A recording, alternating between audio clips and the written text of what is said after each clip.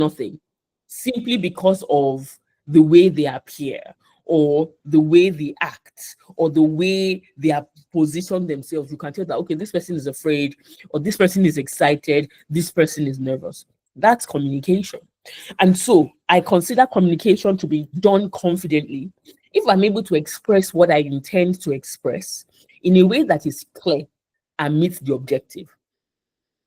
Now, this definition is important for you to bear in mind because we're going to now go into some of the misconceptions about what confident communication is and what it looks like. And it's possible that you have been laboring under some of these misconceptions, such that you consider yourself as not confident because you don't meet this standard.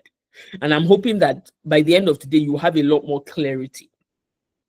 So many times we feel like confidence in communication must always be sure. You must 100% be certain of what you want to say. And so when you're not 100% certain, you decide not to say it at all. Or you doubt yourself and you decide to keep quiet instead. You think that you're not confident. But that's a misconception. Because many of the people that appear confident or are confident are those that move in spite of their uncertainties. Again, we feel like there's a certain way you must feel. Like confidence should be a feeling. Like when I show up in a room, I feel like I can take over the world. If I don't feel like that, if I'm feeling nerves, then I'm not confident. But that's also not true. Because sometimes you may not feel confident, but you can still express yourself confidently. You may also feel like confidence means being non-emotional, keeping your face straight, if you're in a tense situation, not ever allowing your anger or your frustration to show. But I'm here to tell you that that is not always the case. Sometimes when you are in a tough situation, confident communication means going through some sort of a breakdown or some sort of emotional display and being able to put yourself back together and continue doing what needs to be done. So it's not the absence of your humanity. It's not the absence of mistakes. Again, confident communication is not always error-free.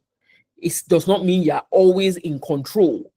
It does not mean that you always know all that there is to know, because you can be confident. As a matter of fact, part of your confidence should come from the fact that even if I make mistakes, I will recover well from those mistakes. Sometimes we also think that confident communication must be loud, extroverted. The people that we consider confident are the ones that talk to everyone, they laugh, they are the life of the party. So if someone is quiet and does not say much, we conclude that the person is probably not confident, but that is still not true. Importantly, we derive our sense of confidence from the feedback of others. And that's a common misconception.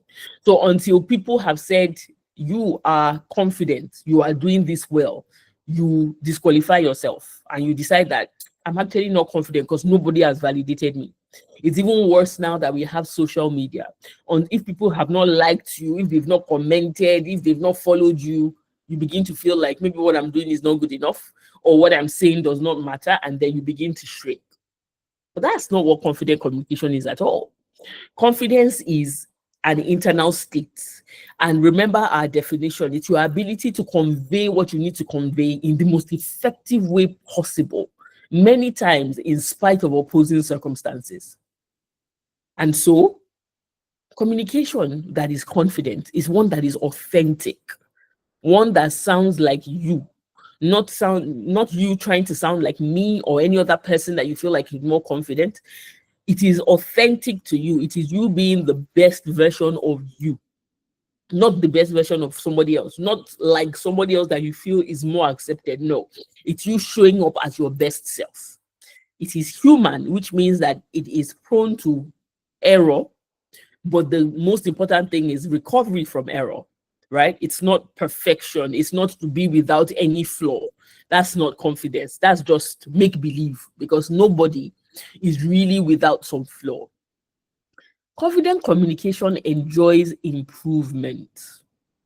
So if you are too afraid to make a mistake, too afraid to learn and get better, then you still need to build your confidence. When you are truly confident, you don't mind that you don't know. You don't mind that you are not perfect, as long as you are getting better and you are improving day by day. because in that improvement lies the growth of your confidence. Also, when you are authentic, you're human, you're consistently improving, confidence in expressing yourself will boost your credibility. People will tend to think that, okay, they can do this thing, they have this ability. Sometimes you may not even have the ability, but people are willing to give you a chance because you are showing up as the best version of yourself. You're not trying to hide, you're not trying to pretend, you're just being you. And so it boosts your credibility and it makes you appear more trustworthy. Again, confident communication recovers well from error. When you are building confidence and you're growing in confidence and you make a mistake, you don't pack in that mistake. You don't begin to feel like, oh, it's over for me, I messed up, no one is ever going to trust me again, no one is ever going to do this or that, I'm not as good as this person. No. Confident communication and real confidence recovers from error. It takes it as a learning point and it keeps moving. And then sometimes we feel like confidence means I have all the answers. And when you don't have all the answers, you begin to feel like you are inadequate and you start to pretend or you start to make believe.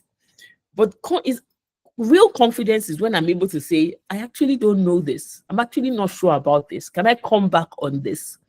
That's what confidence is. It's not you trying to maintain a facade.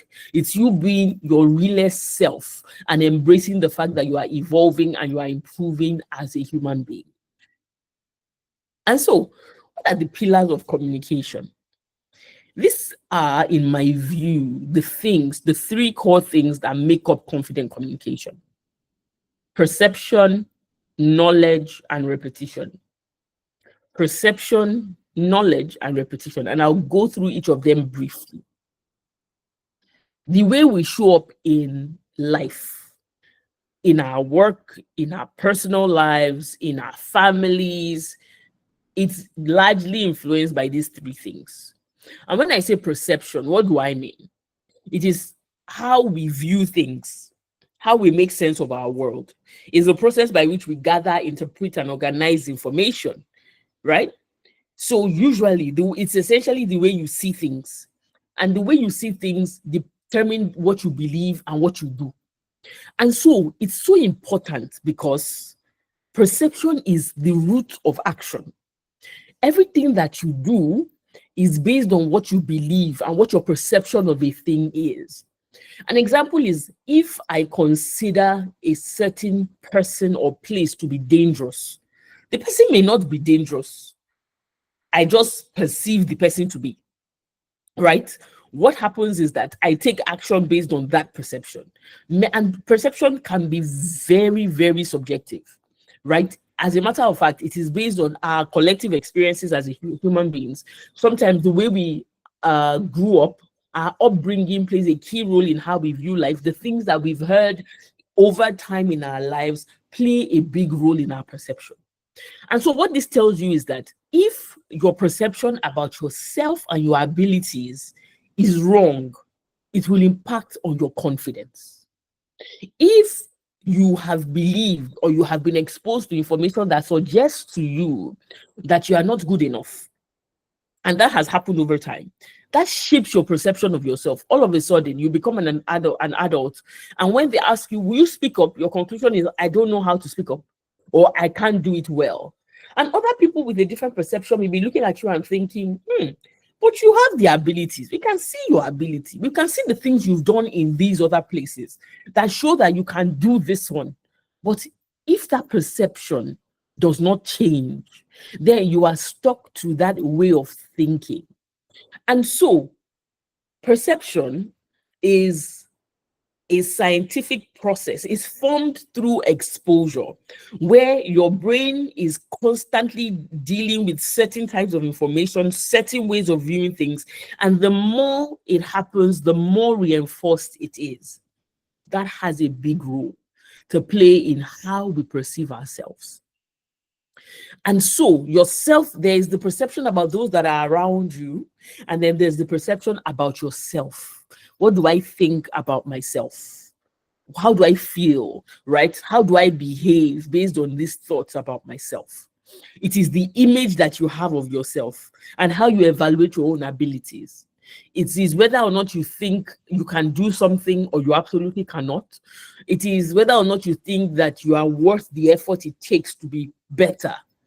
And these things are formed, like I said, by a number of factors. But the good news is that it is possible to change your perception into the right one.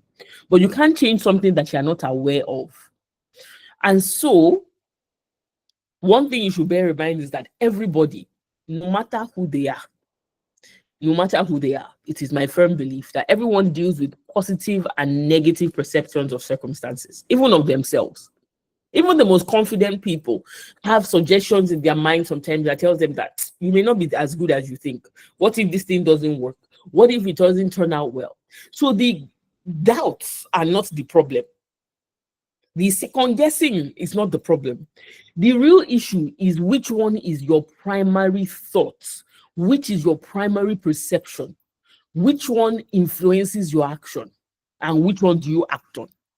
So I can be here and I can think, okay, I love communicating and I love to train people in communication. On one hand, based on what I've done, feedback I've received, the solutions I've delivered, I think I can help people. But in that same train of thought, sometimes I would wonder, what if this solution does not really help people? What if it was one-off? What if it's actually not that good? What if my views on communication are not actually needed? Those are two thoughts that exist. The primary one is the important issue. If at the end of the day, the negative thought is strong enough to stop me from doing what I need to do, then there is a problem that I need to solve. But if, despite some of those negative suggestions and perceptions in my mind, I go with the positive one and I decide to move forward in spite of what I'm thinking, that is how I build my confidence as a person. And that is how I overcome negative thoughts. And so, if your primary thought about yourself is the fact that you're not really that good, maybe I'll sound silly, I always mess up, so ultimately I'll rather not try. If these are the prevailing primary thoughts in your mind, and these thoughts are the basis for your decisions, then what it means is that your self-perception might be negative, and that is holding you back. And it's important to deliberately change that, right? If at the end of the day, you think about your decisions and you ask yourself, why did I do this? Why am I speaking up? Or why am I choosing not to speak? And you can point to this. It means that the negative perception is overriding the positive ones. And it's important to work on that. The sort of self-perception that boosts confidence is when you think that I believe in my worth and my abilities. I'm not afraid to express myself. I'm willing to make mistakes. I have an important place in the world. I have something important to do. Now, the honest truth is that many times negative perceptions feel like they are more compelling and they are louder than the positive ones. So it often feels like it's easier to believe the negative than the positive. But at the end of the day, it's about reinforcement. And we're going to get that there shortly. It's about the one you give the most attention to. At the end of the day, remember that saying that it is what you feed that grows. If you do not believe something or you don't want something to be strong, just starve it, right? And so your self-perception is key. Next is knowledge.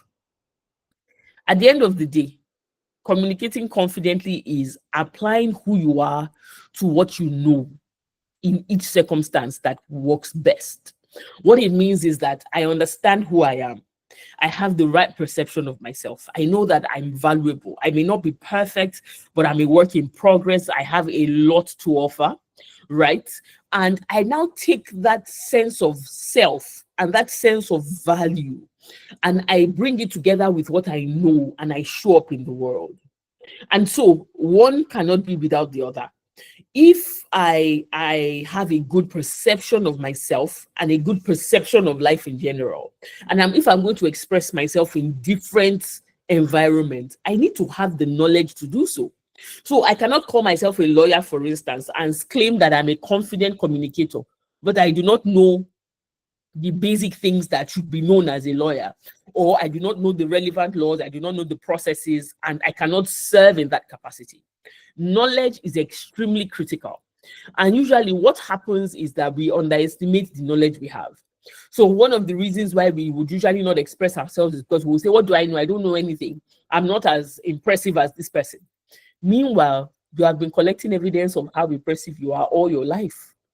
You need to stop discounting the things that make you you, because those are the things that build your confidence, right?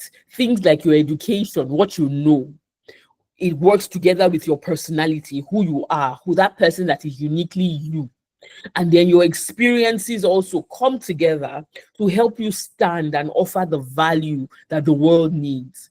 And so, even if you feel like, oh, many times we tend to believe that certain experiences or certain types of education are superior to the other. And so we discount what we have. You think that it doesn't count for much. But that's not true. If there's anything that you take out of this session, it is that you need to begin to take yourself and your experiences seriously. There is value in everything. As long as you are a living, breathing human, you have value to offer. And what you need to do is that you need to build on it. You need to strengthen that value. You need to nurture it. You need to own it. And then you need to use it. And so, knowledge expresses itself in what you know, what you do, how you do it, your why, your who, your when, and your where. These are the ways that we express ourselves really. And I'll touch on it quickly for the sake of time. What, for instance, in terms of what you want to say, what is it, right? What is it? What is the core message that you're trying to pass across? How do you want to pass it across? What's the best way? Is it by words? In a work setting, you know that there are certain things that you should say. Perhaps you should have a conversation before you send an email. There are certain things that should be documented. Depending on your circumstance, you want to know the how of communicating that message. Then there's the why. Why does it even need to be said in the first place? Why does it need to be communicated? Why does it matter? It's important for you to be clear in these things because they will determine how you deliver the message at the end of the day. Then you have the who. Who is the person that needs to receive my message? Who is the person that needs to hear this? Are there people that absolutely should not hear what I want to communicate? Are there people that it really does not concern? Or is the information so sensitive that it must be conveyed to a certain group of people in a certain way? Then there is when. The timing of your communication, the timing of your expression is everything. It can be the difference between your listener receiving what you have said or your listener being completely turned off by it and being offended by it. So when is important. I can't deliver a sensitive message at the wrong time. I will not get the result that I want.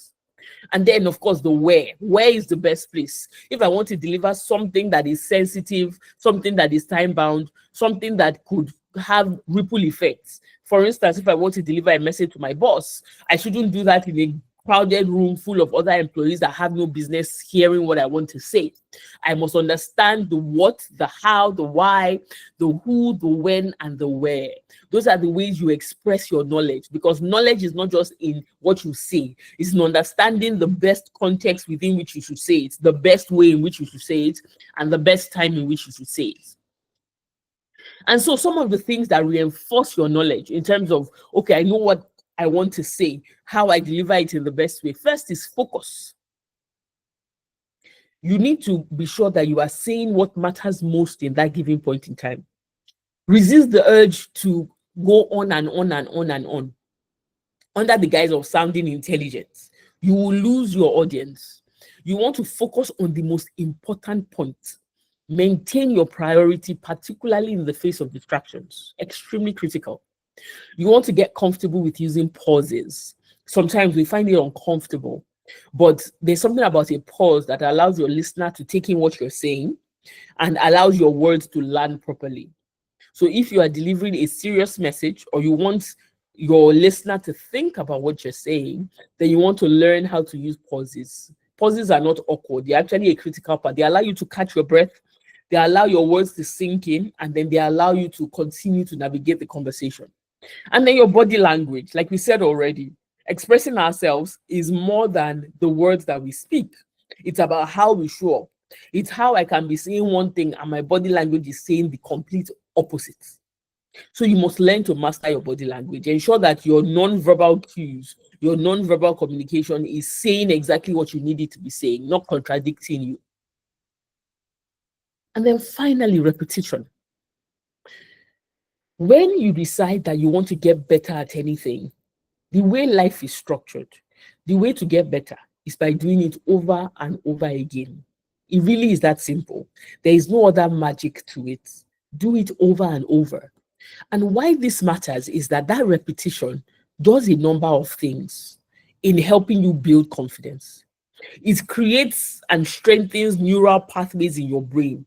So the more you do something, the more you engage certain things, the more you practice, the more your mind gets used to it, the more comfortable you become with it because you are familiar with it. And the more familiar you are, the more you overcome self-doubt. Do not underestimate the power of repetition. The problem is that repetition is not always interesting. Many times it seems boring. It seems like you are looking for that next dopamine rush that will make you feel, give you that high of excitement. But I'm telling you that repetition is where the magic happens. Doing it over and over again is the sure way to get your results, because it may not be instant, but you would look back at yourself within a space of time and you realize that you are actually engaging better. You actually feel better about yourself. You are more confident. You are more sure. Right? So repetition is critical. If you are going to express yourself boldly, there's no magic pill. Let nobody tell you that there's a magic pill that you will use and all of a sudden you will be sure. No, it's by repeating the right action. It's by repeating the right thought process, the right perspectives, repeating it until it becomes a part of you. Because realize this, any negative habits, negative practices, negative views of ourselves usually did not happen overnight. There are things that either happened repeatedly or happened once and we dwelt on it repeatedly over time. That's what gives those things the leg to stand on. And so the same way that negative patterns or negative perspectives were enforced is the same way we need to unseat them with the positive, the right sort of approach to life and the right sort of mindset. So repetition is where the magic happens. Now, you must realize that when you have decided that you will be a more confident version of yourself, that you will show up more in life, you will take advantage of opportunities, you will push yourself, you will grow, distractions will come. So it's important that as you start the journey, you are aware distractions will come. And distractions will come in the form of discouraging comments, in the form of thoughts in your own mind, in the form of even an unfavorable outcome. So maybe something that you have planned, something that you have tried not working out like you wanted it to. And it's easy to get discouraged. It's easy for you to feel like I'm not making any progress. Or why am I even doing this? I've tried and it's not working. I'm now going to give up. But don't fall for it. Distractions are meant to be overcome. And so you must see it for what it is. It's not the bus stop. Nobody parks their car and builds a house at the bus stop. You stop at the bus stop and you keep moving. And so you want to keep moving. See it for what it is. Okay, this thing didn't work out like I wanted it to. I didn't deliver that particular speech the way I wanted it to. Another opportunity came and I shrank and I didn't take it, right? It's fine. It happened. Keep it moving. Begin to look at your confidence project as though it's a project that you are working on. Almost like you distance yourself from it and you're looking at it from the outside and you're like, okay, how can I be objective about this? What am I learning from this? Do I need to change from this? You think about that and then you now refocus. Go back to your priority. This is why I am doing this. This is where I'm going. And you just keep moving. And so when things happen, when circumstances happen that make you feel like you're not making progress, trust me, you are. You are. Because progress is not always immediately visible, but trust me, something is happening. It is happening. Just don't give up. And so, tough conversations would also happen. There are times that you will be in circumstances, maybe you are faced with someone in a superior position, someone in a position of authority, and your confidence is shaking. You might be in a situation where people are actually trying to demean you. They're actually trying to beat you down, actually trying to break your confidence. But How do you deal with those sorts of situations? Certainly, it's not by letting your emotions get the best of you. It's not by having an outburst where you insult everyone. No. How I typically would deal with this, and how I have seen some of the most successful people I know deal with it, is by first of all determining what your priority is. And usually you do this before you get into a tough conversation. When things are normal, ask yourself, for me as a person, what is my priority in this moment, in this season in my life? What is most important to me? It's important for you to be clear on that, because that your decision will be tested, that your priority will be tested. Whatever you decide your priority should be is one that should be important enough for you to focus on. So if I say my priority, for instance, is to grow as a leader that is trustworthy and efficient, right? A leader that can deliver results. And I understand what it means to be that type of leader. The next thing I do is that I now understand myself. What are the things that trigger me? What are the things that I'm good at? What are the things that I struggle with? For instance, it could be that when someone says you did something that is untrue, is a trigger for you, and you become instantly upset and you start raising your voice and all of that. You need to understand that. You need to understand what causes you to get to that point. Understand what gets a reaction out of you, right? Because you don't want to be surprised or manipulated into reacting. You will realize that there may be certain circumstances where people are actually baiting you. They want you to get upset. They want you to create a scene so that they can use it against you.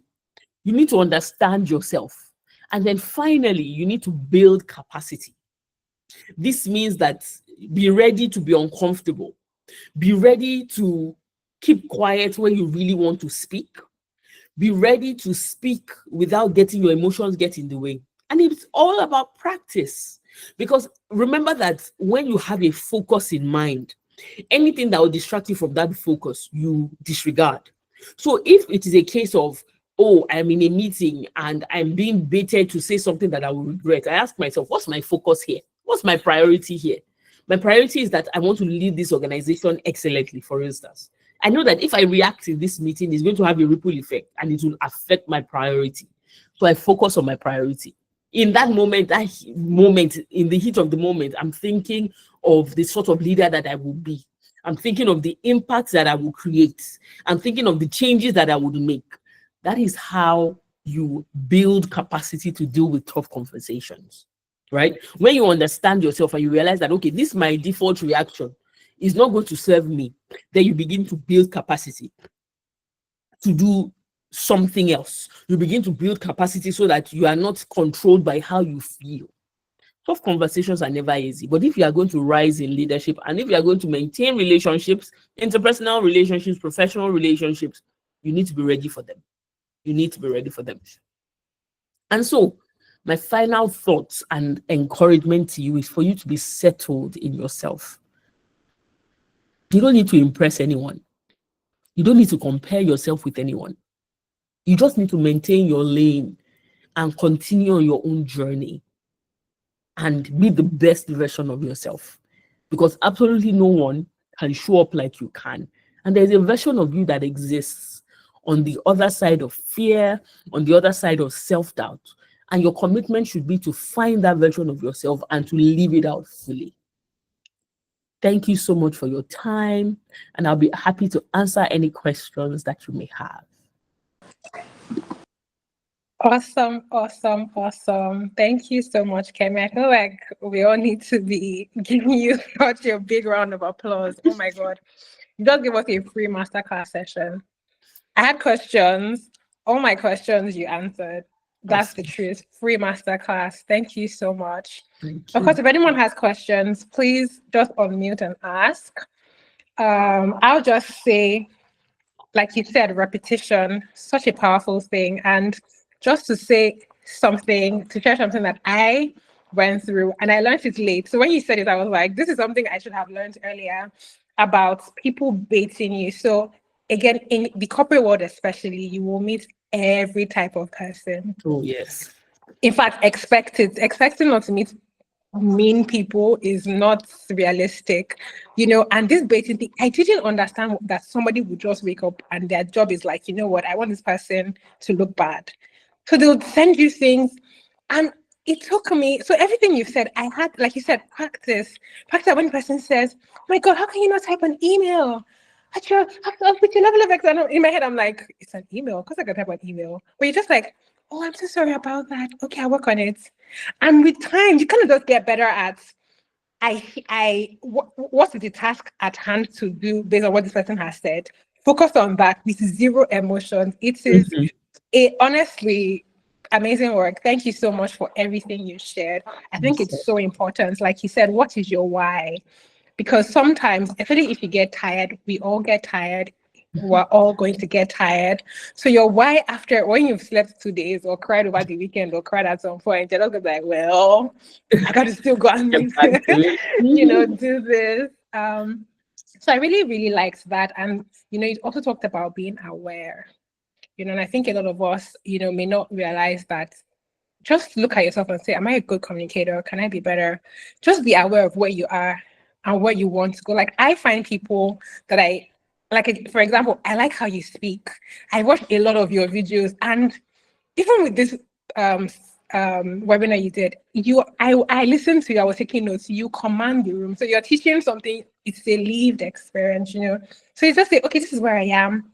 Okay, Kemi is great at this. I want to see her. So I want to call her and say, some people, you don't have, if you can't pay for it, but some people actually pay to, learn how to communicate. Come to trust Kemi and say, okay, you're great. Or you can shadow someone that I really like is also Chimamanda. I remember when there's a response she gave publicly at some point, and she addressed an issue without calling names, throwing any shading. So I'm saying that again, those things help us identify, oh, I'm okay, but I can be better. So every single thing you said was a banger, a hit. Thank you so much. We will be paying for this masterclass in the future. Thank you for having me. Yeah, I just want to open the floor for anyone who may have questions to ask from people around. So from anybody in the audience that has a question. Okay, if we have no questions, I think if you registered, I would see if we can get the presentation and share. Again, please follow Kemi on all her socials. We'll be sharing her socials with you, maybe via the group or the email as well, just so that you can check it out. We can always improve. Something to take away. You can always improve. It is our tradition here. So I'm going to just, go back a little and then introduce myself. My name is Ibuko Shaba. If you don't know, this is the executive woman. We are a community of women who are, building to be better. Like I spoke to someone today and I was saying that I see men put themselves on to everything, business, ideas, opportunities, and this community is just for women to put themselves on, especially on your corporate journey, because it can be tough.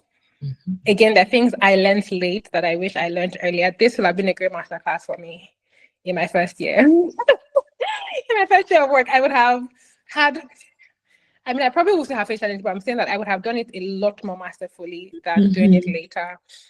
So this is the community to be in if you just want to network, if you want to grow, if you want to learn.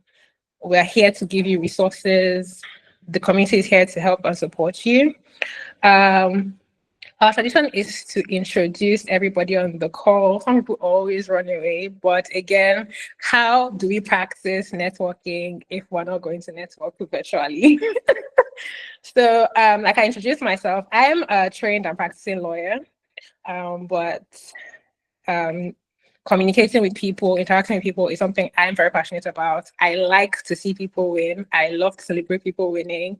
I like to encourage people to win. So I'm basically a cheerleader at the Executive Woman. My goal is to help everyone, do the best they can. I would say I'm going to call names because I just know that if I leave it open, nobody would. The first name I can see is Bolu Tife Eunice. You don't have to do a video on, but you can if you want to. So just introduce yourself. What do you do? you can give us more information in terms of what you're looking for, or you could just say hi and that's it. So let's start with Bulutife and then we can go on to, I think there's four other people I can see.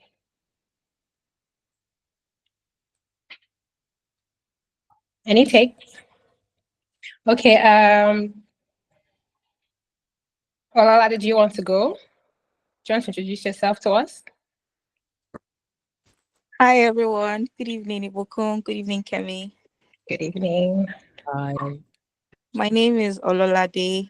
I work in-house with a financial services organization. I'm a lawyer as well. And Ibukun, thank you so much for this masterclass. Yes, It's sir. impactful, and also for my sister here. So she's in uni. She's a year two student in Unilag, and we had an episode last week where she was part of a group debate, and she was the first speaker, but then she froze, and she kept crying, all of that. So when I got home just now, I was using my earbud, but then I had to take it up and told her, what, come closer. This would be impactful for you as well. So this has been really good, and thank you very much. Awesome, awesome. So happy to hear that. So happy to hear that. And like Kemi said, practice, practice, practice. Honestly, everybody starts off like that. And also definitely follow Kemi. Communicate with Kemi on Instagram. She's on YouTube as well. Okay, thank you for introducing yourself. We have Oyerunke. Do you want to introduce yourself? Hi, Ibukan. Thank you. Hello, Hi. everyone. My name is Oyerunke Shibawale. So, I do run a market entry and investment advisory firm. So basically, I'm a market entry and investment advisor. I also do have mental health initiative called MHI. And also, I don't know if anyone know anything about G100. Also, they pretty much hold so many hats so far. Yeah, so the country chair for the G100 Nigerian Human Resources and Talent Development. So I met Ibukun today and I decided to join this webinar and I'm happy so far. Thank you so much, Kemi. That was a very great presentation. I really Thank did you. learn a lot. I mean, like you said, growing up, we picked up some things and made us lose the confidence. And later on in life, we decide to just pick it up and get better. So thank you so much for that. And thank you, Ibuku. Yeah. All right, awesome. We have Favor Umba. Hi, Favor. Hello, good evening. Good evening. Hi. My name is Favomba and I'm a social media manager and creative strategist. Yeah, I thank you for having this. Thank you very much. I um I run a community that's is for Christian creatives and also for believers generally. It's called the Believers Collective. So I started that last year. It started as a slow growth, but I'm grateful so far. So yeah, that's literally it about me. Thank